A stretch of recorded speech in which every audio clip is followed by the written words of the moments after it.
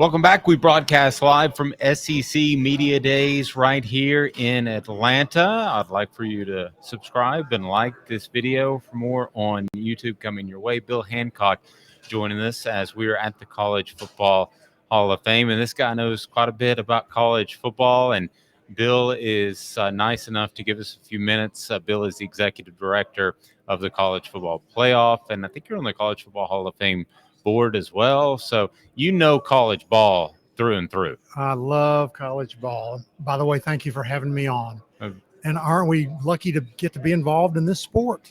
Yeah, absolutely. With all the talk that we have of NIL and transfer, at the heart of it, it's still a fantastic sport, and they can work all that stuff out. But they'll work it out. Yeah, they always do. I think that as I'm walking around here today and yesterday and getting to meet some of the players, they're so delightful. Yeah, they're happy. They're smart. They're like we are. They love being here, and it kind of renews your faith in the world. Agreed. You're currently with the College Football Playoff. We're at 4 games. If you can just kind of talk about the state of the College Football Playoff. I know a lot of people were pushing for 8. A lot of people didn't want 4. You can't make everybody happy. It's kind of what are your thoughts on where the postseason is now? Well, we've had 8 terrific seasons of the College Football Playoff. Yes. Great playoff, great competition, providing opportunities for athletes and for fans to be a part of it. We have 4 more years to go on the current contract. And in some period of time, I don't know, a few months maybe, we'll get our board back at the table to talk about what the format might be for the future. You know, we had a proposal last summer for a 12-team event, right, that did not get the support from the conferences, all of the conferences. Many conferences did support it, but 3 said it wasn't the right time. So we'll get back at the table and we'll work something out.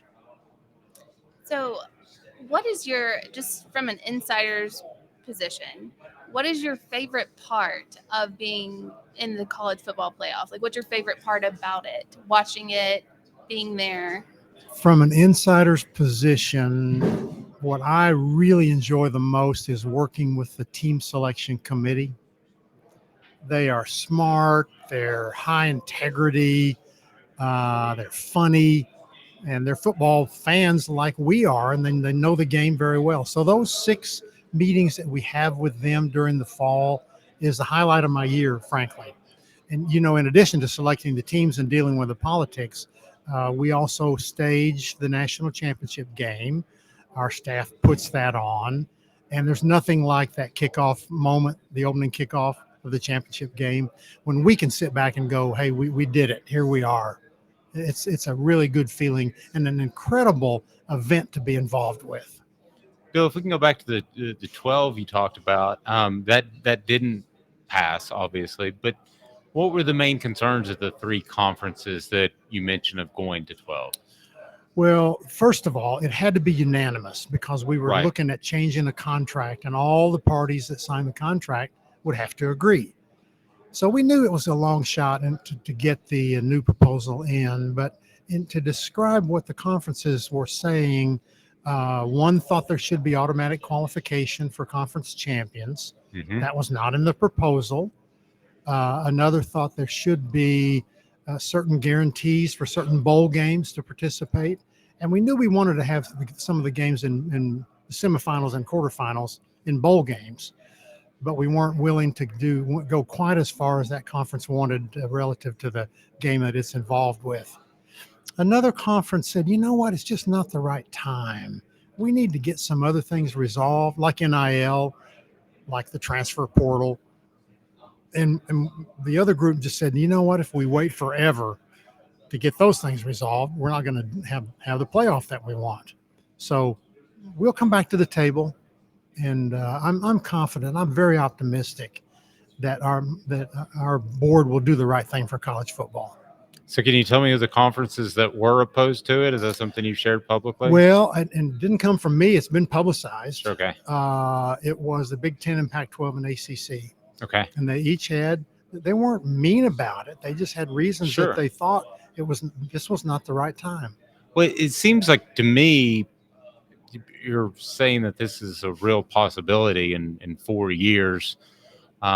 Am I wrong on that? I mean, if you had to make a bet, if we bet $1 right now, would you bet that we have more teams than 4 in 4 years? Well, I don't bet. First of all, Okay, it was I just don't- that's I why I don't- picked It's $1. against my Bill. religion to bet. Okay. My frugality is my religion. Yeah. But I'll answer it this way: hearing the commissioners and the university presidents talk in the room, my sense is they all want a bigger field. So Interesting. they would like to see the CFP grow.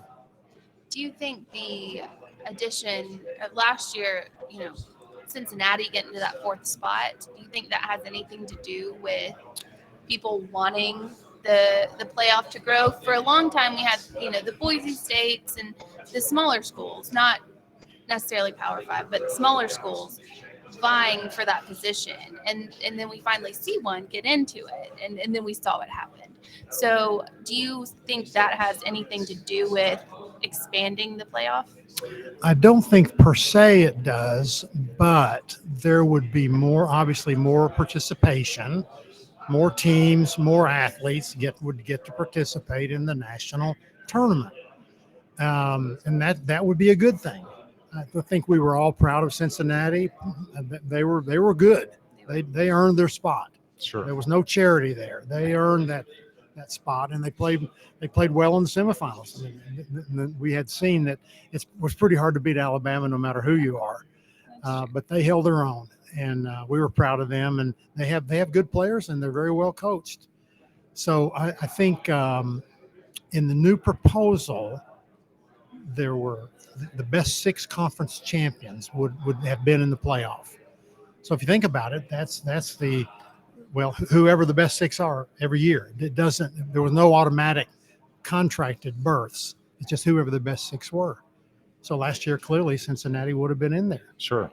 Well, I wonder how concerned the playoff committee and the whole playoff group might be with the lopsided games that Amanda referred to. We have had some of those, and it appears like that first week is just kind of anticlimactic because of the games, and they've been lopsided.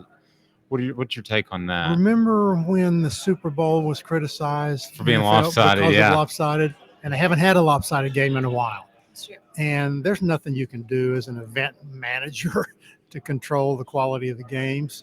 It hasn't been that long ago since we had that great Georgia-Oklahoma Rose Bowl game, semifinal game. But there's nothing that any event manager like me can ever do about the competitiveness of the games. When I was director of the Final Four, I did that for 16 years.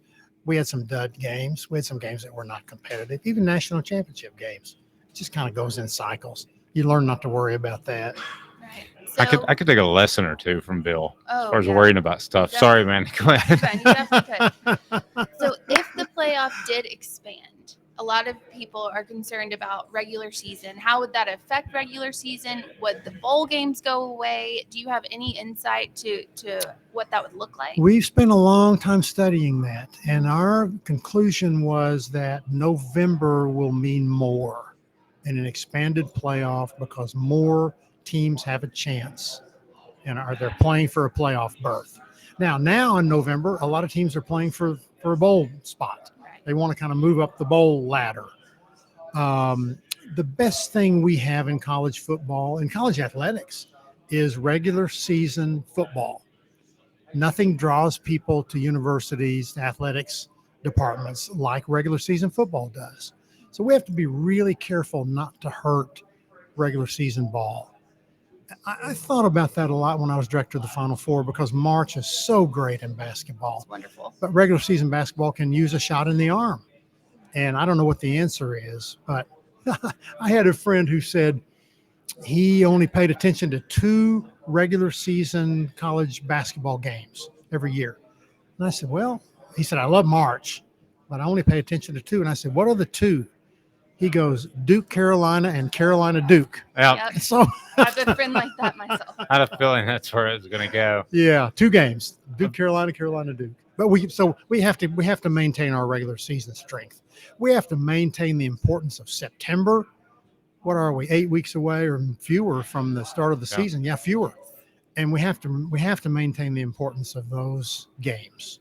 So is there some master switch when you go from 4 to 8 or 4 to 12, like in an office somewhere, you just flip it and it just, boom, just everything changes? Or is it a little more work than that? It might be a little more work, although I would like to have that switch. It'd be a nice switch. Yeah. Yeah. Good stuff. A lot of people talk about 4 to 12 being a big leap.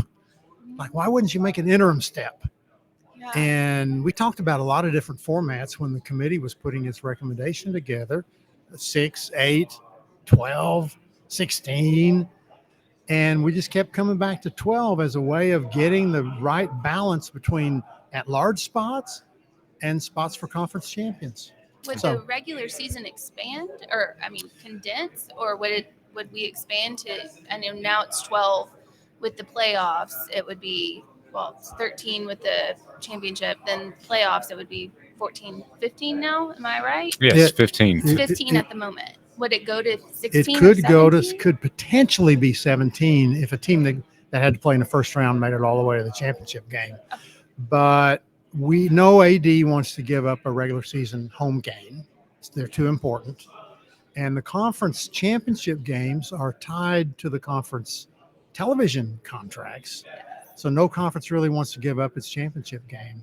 So the working group did not look at game dates. We've looked at them a lot since then, but would probably be looking at sometime starting third week of December. And so extending the season a little bit later into January. Wow. Interesting. Bill Hancock, the executive director of the College Football Playoff, we appreciate your time. Thank you very much, Bill. It's always a pleasure.